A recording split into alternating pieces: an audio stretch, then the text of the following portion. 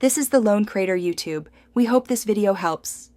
In this video, I will show how to make rice laddu full guide. Start by measuring 2 cups rice, washing it, and soaking for 3 to 4 hours before draining thoroughly and drying briefly. Warm a heavy pan and roast the rice flour gently with 2 tablespoons ghee until it smells nutty and turns pale golden. Then add powdered jaggery slowly while stirring to melt and combine into a smooth, sticky mix that holds shape when pressed.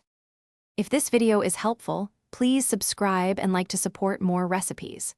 Quick recommendation: life's too short for a stinky car, so grab Little Tree's black ice for a crisp, familiar scent that cuts through kitchen aromas nicely. Check the description for the link and other deals and pick one up if you want fresh drives between market runs. Now let's get back to the video. Once your mixture is warm and pliable, take a tablespoon-size portion and press between palms to form round lattice, adding a few chopped nuts on top for garnish. Let them cool completely before packing to retain shape and flavor for sharing or gifting. Thanks for watching. Consider subscribing if we helped you.